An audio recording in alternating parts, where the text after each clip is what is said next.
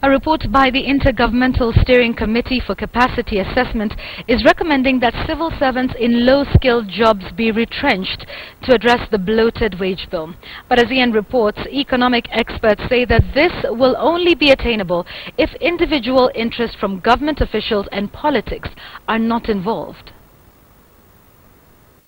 Should the government adopt the recommendation in the report by the Intergovernmental Steering Committee for Capacity Assessment and Rationalization of the Public Service, then about 26,700 civil servants could face the sack. It appears that both the national and county governments have more numbers of personnel in low-skilled jobs compared to those the report refers to as skilled workforce, and this, it says, could be the solution to ending the bloated wage bill in the country.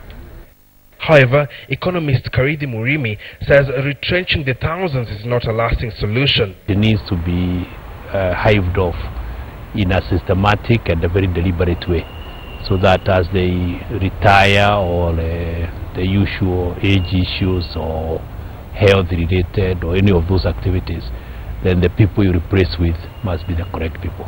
The report says that the low-skilled staff, most of whom have only attained secondary school education, work in the social rehabilitative services, office operations and other support services. It is at this level that the county governments have been accused of creating jobs to employ their next of kin or friends of their governments, this interfering with priority of job categories. In fact, technical and professional skills like engineering and health sectors are experiencing shortage of professional skills. The county government and the national government can also sober down to the truth. But the truth is there are certain jobs which the government in both levels require.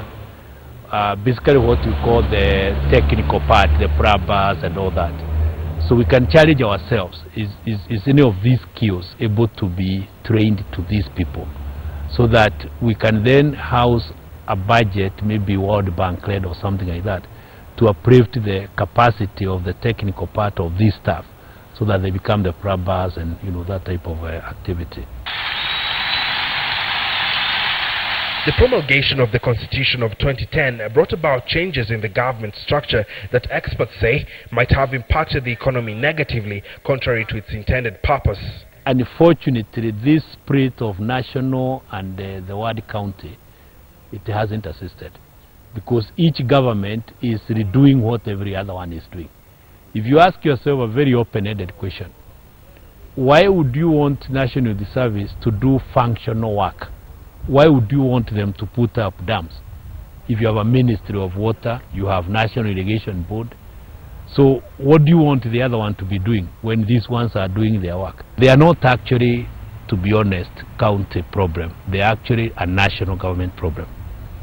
But having said that, because devolution was devolution, a bit of what we call the old local authority staff were of course pushed back to the county governments.